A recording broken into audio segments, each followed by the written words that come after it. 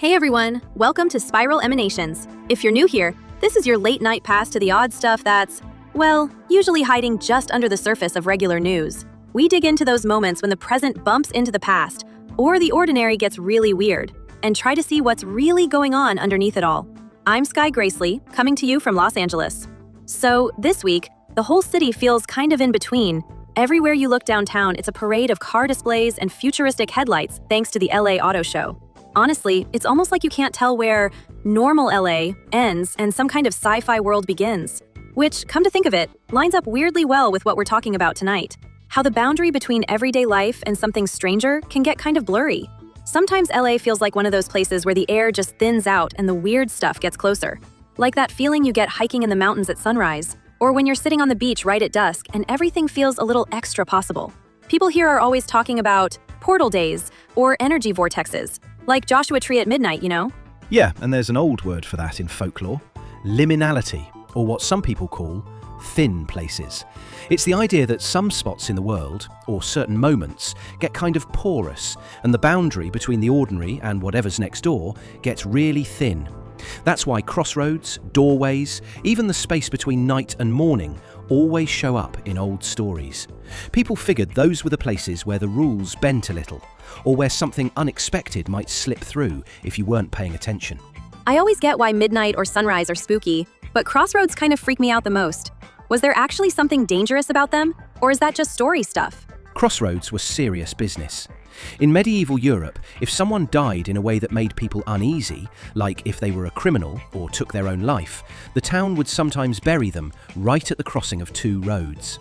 The belief was, if their spirit tried to come home, they'd get turned around at the intersection and end up wandering forever instead of haunting the people they left behind. Crossroads have always been seen as places where wandering energy can get trapped or trouble can leak in. So, yeah, being at a crossroads puts you in this uncanny middle space, where ordinary rules don't always apply. And that's probably why they've stuck around in so many legends about fate, risk, or life-changing encounters. Crossroads are wild. I mean, even out here in LA, there's always a story about someone meeting their agent or the right person at the perfect intersection, midnight and neon. But isn't there an old legend about making, like, a pact there? Some bluesy, sell your soul to the devil kind of situation? Exactly. Crossroads have always had this whiff of danger and possibility. The most famous story is that if you went to a lonely crossroads at night, you could meet someone. Not always a devil in the red horns sense, but something willing to cut a deal. In a lot of old southern legends, that's where musicians would go if they wanted talent no one else could explain. Robert Johnson, the blues guitarist, is the big one. Folks said he got his supernatural skill after striking a bargain with the devil himself at the crossroads. You show up, state your wish, and if luck, or fate, or something weirder is listening, maybe you leave with a lot more than you had going in. That's so cinematic. Like, step into the right crossroads and your whole life can take a sharp left into the unknown. And it's not just an American thing either. All across Europe and West Africa, crossroads were seen as places where you could ask for favours, leave offerings for spirits, or just stumble into something that changes you. It's funny, whether it's a deserted country road or an ordinary city street, you never really know when you might step into one of those thin places. Sometimes the odd stuff creeps in right where you least expect it, even in the middle of a city. Totally. Those places where things get thin aren't just in myths or out in the desert. Even cities aren't immune. Reece, any strange stories from your side of the world lately? Yeah, definitely. I'm Reece Barrows, checking in from London. We're famous for grey skies and the occasional broken umbrella, not earthquakes. But this week, we actually had one. It just shows how fast something steady can start to wobble. Exactly. And it's not just our cities. Tonight, we've got these two stories that both kind of mess with expectations, even if they look totally different at first. First one takes us to the hills near Jerusalem, where archaeologists found an ancient silver cup covered in these wild images. Scenes about creation, chaos, all that primordial origin of the world stuff. And then we head way north to Norway, where melting ice suddenly revealed an old reindeer trap. Just this crown of antlers sitting there, but weirdly, no bones at all. It sounds like two random discoveries, but there's this thread running through both. People trying to make sense of things, or hold back chaos, or draw lines between what's safe and what's unknown. Yeah, and every so often, you find these fingerprints people left behind, showing what mattered to them back then. Sometimes those traces show up when you least expect it. Which is where we seriously need an expert. So to help us dig into why any of this matters, and honestly, make sense of what these discoveries are really telling us, we've got Dr. Tamar Ben-Eli joining us from Jericho. If anyone can read meaning out of some ancient lines scratched into silver or an antler pile on a windswept mountain, it's her. I cannot wait to hear what she makes of all this. Right, so just to get everyone up to speed, there have been a couple of discoveries in the news lately that are, honestly, just wild. First up, there's this cup, the Samiya Goblet. It was found back in 1970 near Kafr Malik in Palestine, buried in a Bronze Age shaft tomb.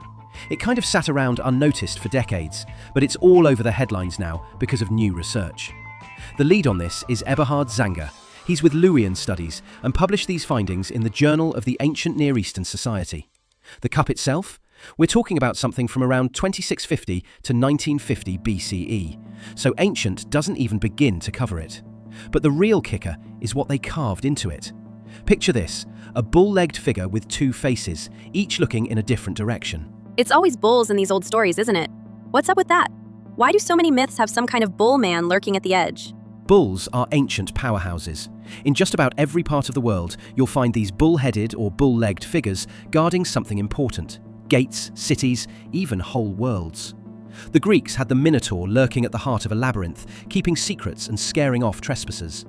In Mesopotamia, massive statues of bullmen stood watch at city gates, part guardian, part boundary marker between the everyday and the unknown. Are those the ones with the human faces and those huge wings, almost like they're staring right through you? I swear, I've seen those at the museum downtown, and they always look like they're about to tell you a secret. Yeah, those are called lamassu. Picture this, a creature with the strength of a bull or lion, the mind of a human, and eagle's wings. Basically, a supernatural mashup built to keep trouble out. The ancient Assyrians would carve them out of stone and station them at the gates of palaces or cities, each one towering way over your head as you walked in. People believed their presence actually protected the city, like they weren't just art, they were holding the line against chaos, against anything that tried to sneak in from the unknown outside. And even now, if you see one in a museum, there's something about them that still feels like a threshold, a place where worlds could cross. There's even ancient art showing bull men as the ones who keep chaos out and keep the world running smooth. So seeing a bull figure holding the threshold on this cup isn't random. It's a sign that you're right at the edge of something big. Then there are two snakes, one much bigger than the other, and above all that, this arch, or maybe even a sort of boat, holding a face that kind of looks like the sun. That part's especially wild, right? Was it just for decoration, or does it hint at some bigger journey or story? All worked in silver. What's got the researchers so fired up is their theory that this might actually be the oldest image of cosmic creation anyone's ever found. Seriously, it could be older than anything we know from Mesopotamia, Egypt, or even the stories in the Bible.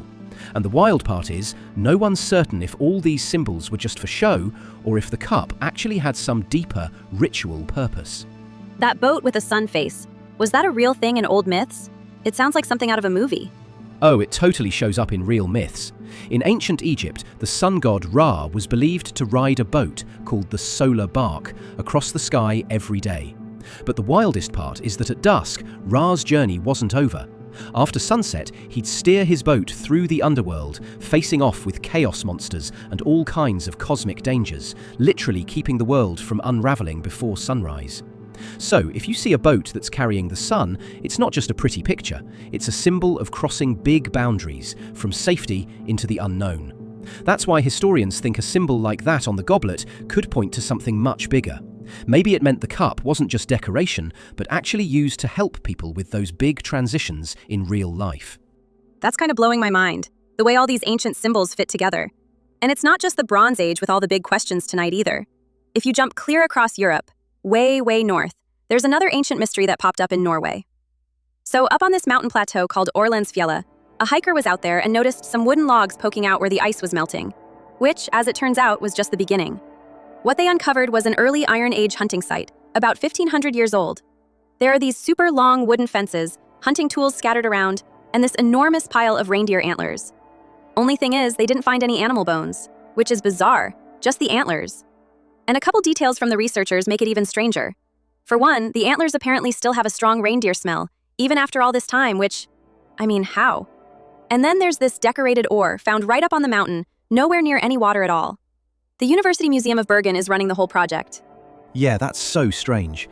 Both stories are just full of odd twists. I can't wait to hear how Tamar connects the dots here, or what she makes of all these details. Absolutely, Reece.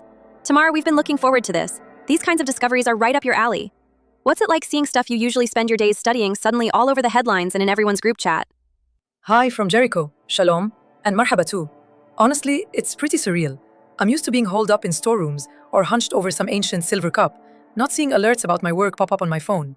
My family's been loving it. They keep texting me every article like, "See, this is finally your moment." For our listeners who might not know, could you explain what exactly you do? Sure, I am what's called a ritual technologist.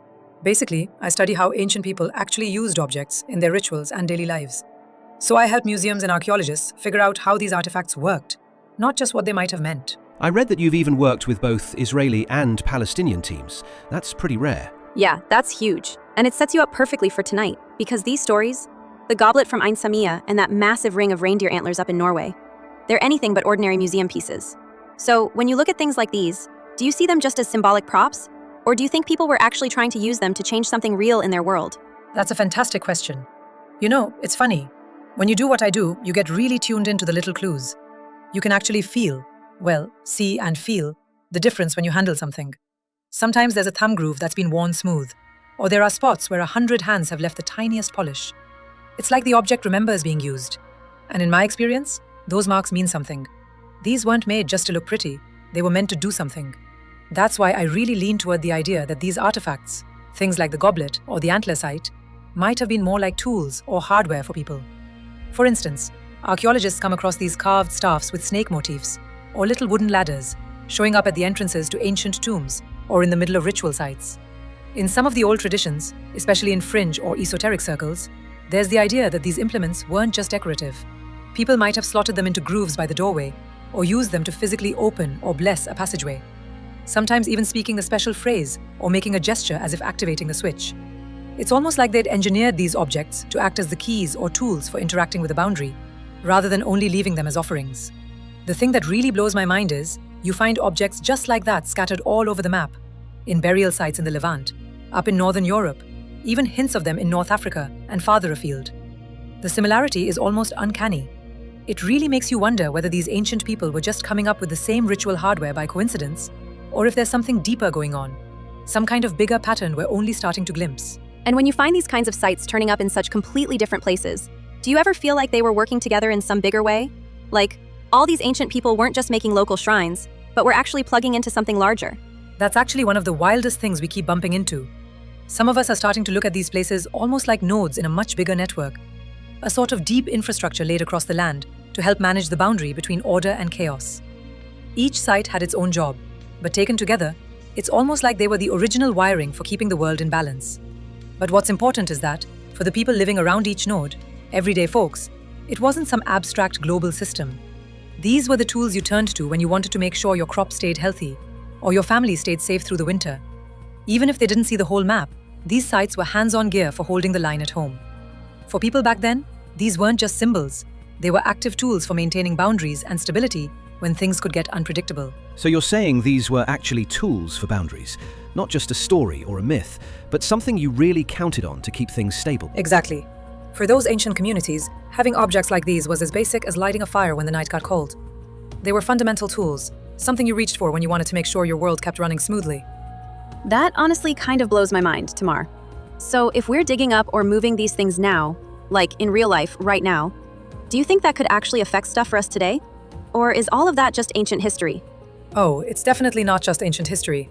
Even now, some people believe that moving or disturbing these kinds of objects can still matter today. But for the people who made and used them, these were basically tools, real, hands-on gear for managing the big changeovers in life. I mean, take the Samiya goblet. If you actually hold it, you can feel this spot where people gripped it so much, the silver's all smooth. And those two faces? They weren't just for decoration. They're watching in both directions, ready at the threshold. It's that Janus thing, right? All about keeping an eye on what comes and what goes. Tamar, I always hear about Janus, like Janus-faced and all that. But what's the actual story there? Sure. Janus is a Roman god who always has two faces, one looking forward, one looking back. He's in charge of doorways, gates, anything that's a crossing or a new beginning. So whenever people were about to step into something new or leave something behind, Janus was believed to be right there at the boundary, watching both ways. So, is that why January is called January? Exactly. January is named after Janus because it's the start of the year, the moment when you're both looking back and trying to see ahead. The Romans used to say no door or gate could be properly blessed or opened without him.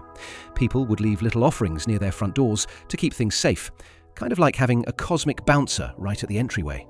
See, that's why the two faces on the goblet totally check out. It's about a lot more than keeping things pretty. They're like guardians built right into the silver.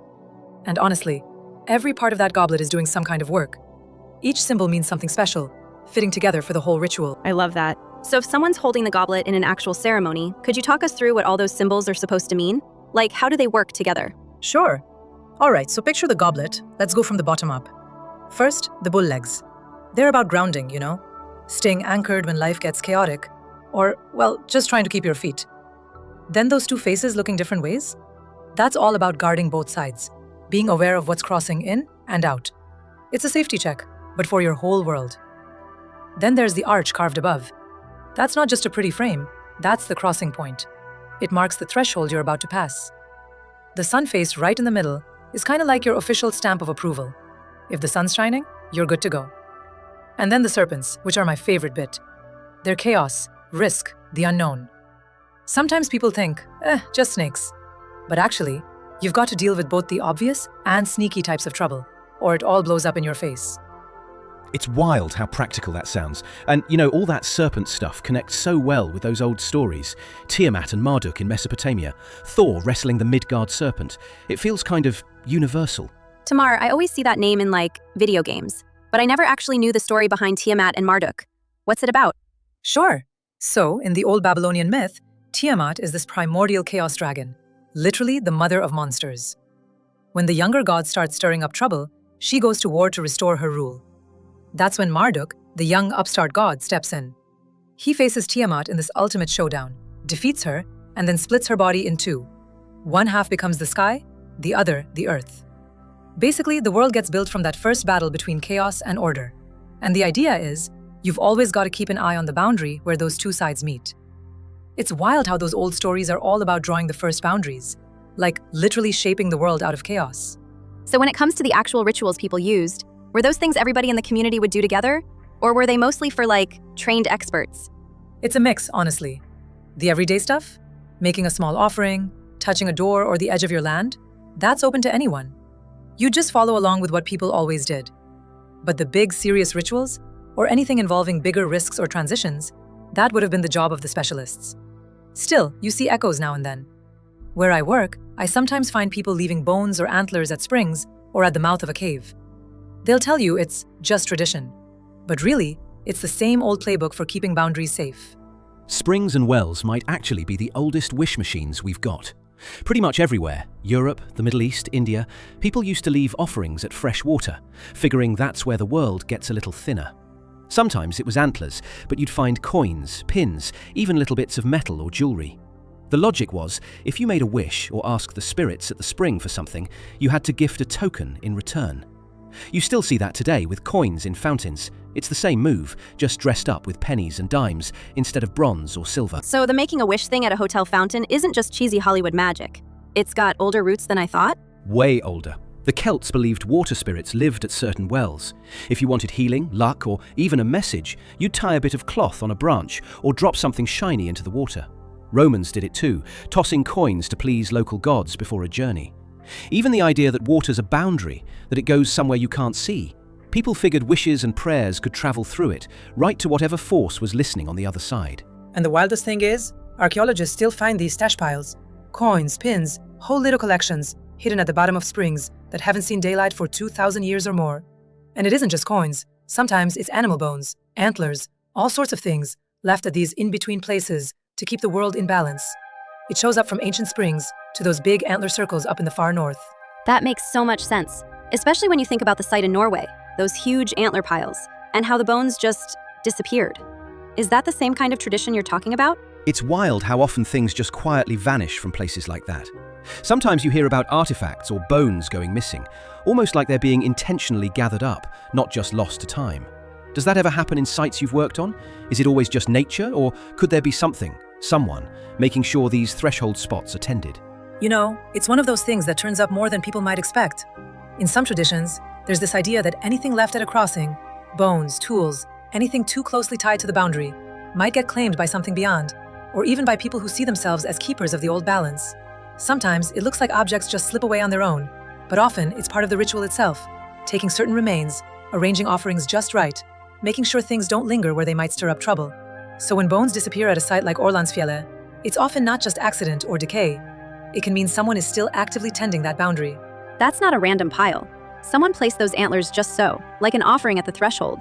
And with the bones missing, there's this whole layer of ritual curation. Usually, removing the bones is almost like saying, "We're done. This crossing is finished." What's really cool is that locals say you can still smell the antlers, even now.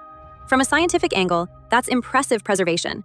But for the people up there, that scent means the place hasn't stopped working. And actually, I've heard from families that when they stop their routines, like some little household ritual or offering, the mood can shift. More petty fights, weird sleep, the house just feels off. It's less about superstition, more about, I don't know, losing a piece of home's wiring. Okay, but why antlers? I mean, we hang them as trophies or chandeliers out west, but what makes them the thing you'd reach for to mark a boundary way up in the wild? Antlers, and horns too, show up almost everywhere people have lived. In a lot of old European villages, you'd find antlers nailed above the main door or set right into the roof beams. Some people thought this kept out wandering spirits, and others believed the branching points could catch bad luck before it got inside. In Siberia and the far north, antlers were supposed to guide good spirits home and block anything else from slipping through.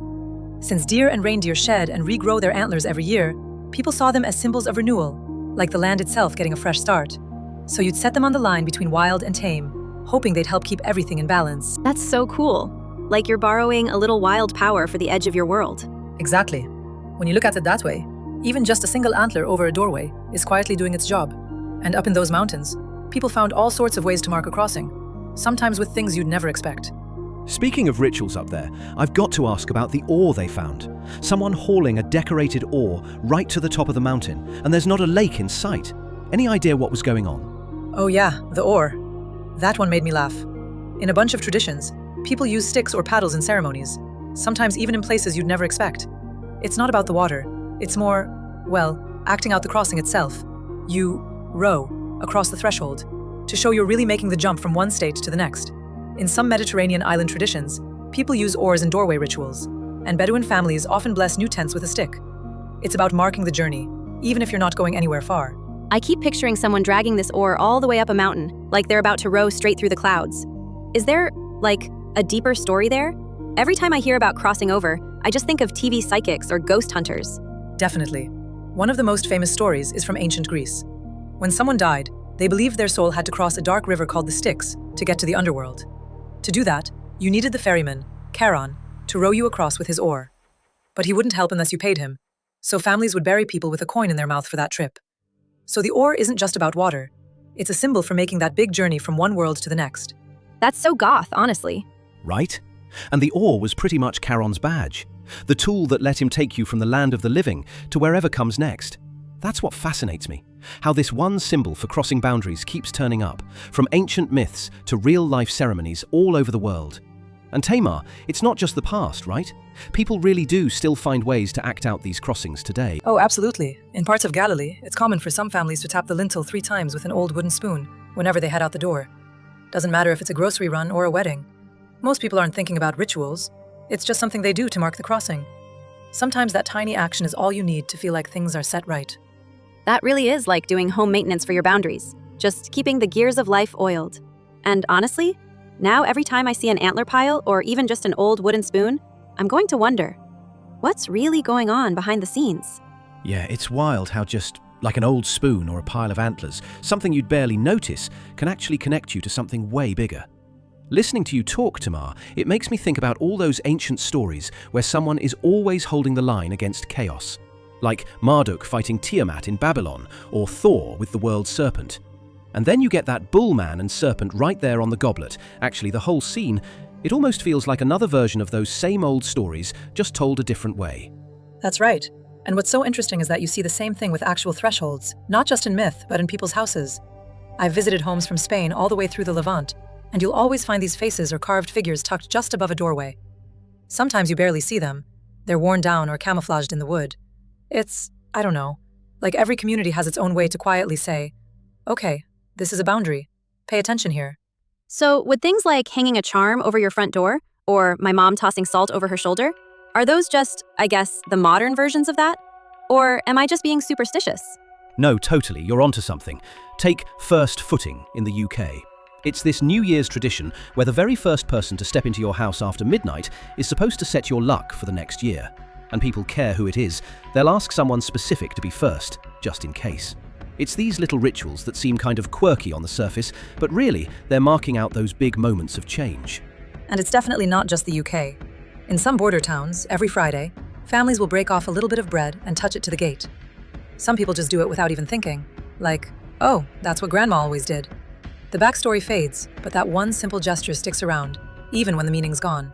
And it's funny, these spots aren't just about the house. You get legends and stories about bridges or crossroads, or just a front doorstep. Places where keys vanish, or people get the creeps, or someone swears they saw something weird. In folklore, those are always crossing points.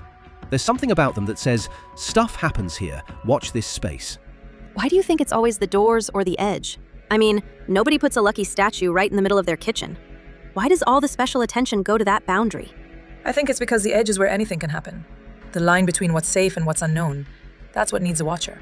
And then when you get into the old stories, there's always a password or a charm or a special sign for getting past a threshold, like runes in Norse myths or certain words in ancient Egypt. Exactly. And a lot of the time, those passwords were more than just superstition. In the Egyptian Book of the Dead, for example, you needed to say very specific words at each gate in the afterlife, or you couldn't get any further. Some Gnostic groups taught that the right phrase could open hidden doors between worlds. But it wasn't always just about what you said. In a lot of cultures, those codes could be carved or drawn. That's why you see runes or special marks scratched into old beams or worked into Viking jewelry. They acted as visual passwords, meant to mark the boundary and keep out trouble. Have you ever come across a story where someone believed one of those marks or words really changed what happened? Definitely. There are stories from all over where saying the right word or marking the right symbol was believed to make the difference. Either protecting your home, opening a passage, or even keeping out something dangerous. Even today, some families keep little charms or writing over their door just in case. You see this a lot in Norse tradition too, with runes at the edges of houses and fields. Tamar, can you explain how people used runes as protection and what that actually meant? Absolutely. In Norse culture, runes weren't just letters. They were seen as real power symbols. People would carve a protection rune, like algaes, into doorframes or stones at the border of their land. Sometimes there was a ritual or a promise spoken as they made the mark, almost like sealing the threshold. The idea was to draw a line that bad luck or unwanted spirits couldn't cross. These marks weren't just decoration. They were meant to do real work and help keep things safe. That's such a vibe. Makes you wonder how much of that old boundary magic we've brought with us, even if we don't carve runes anymore. Yeah, and sometimes I think those old rituals were like practical checklists for keeping things steady. If we let those habits fade, maybe that's when things start to feel off. So if we stop doing them, do things actually go out of balance, or is it just in our heads? I don't think it's just in our heads. I've seen it. When someone brings back even a small ritual, like a bread gesture at the gate, or a greeting on the door, the whole family seems to breathe a little easier. The tension softens, even if nobody really remembers why it matters. Sometimes just doing the thing is enough. That's kind of blowing my mind, honestly. I'm going to see every little door charm or weird kitchen tradition in a totally different way now. Makes me wonder what other tiny habits are holding everything together, even if we're not really paying attention. You know, thinking back over this week, first the earthquake shook up my flat, and then tonight we end up deep in all these stories about thresholds and keeping chaos at bay. I have to admit, I'm starting to think it wouldn't hurt to hang a lucky charm on my door. If you do, just please leave the antlers in Norway, okay, Reece? But honestly, Tamar, hearing your perspective tonight, it's made me realize, actually, I never thought those little things we do at home could be connecting us to something much bigger. And for everyone listening, if you enjoyed this episode, we'd really appreciate a subscribe or review. It helps other curious folks find us. Also, check the show notes for Tamar's book list and more info. While we're on the subject, if your family does anything for good luck at the door or has some little leaving the house ritual, send it in. I'd love to hear all the ways you mark those crossings. Thank you, really. And I just want to say, sometimes, pausing at your own door or keeping up that odd family habit, it's more meaningful than it seems. May your crossings be smooth and your homes feel right. Lehitraot. Ma salama. Goodbye. Thanks so much for hanging out with us tonight. Have a great week, everyone, and remember to take care at your own thresholds. We'll see you next time.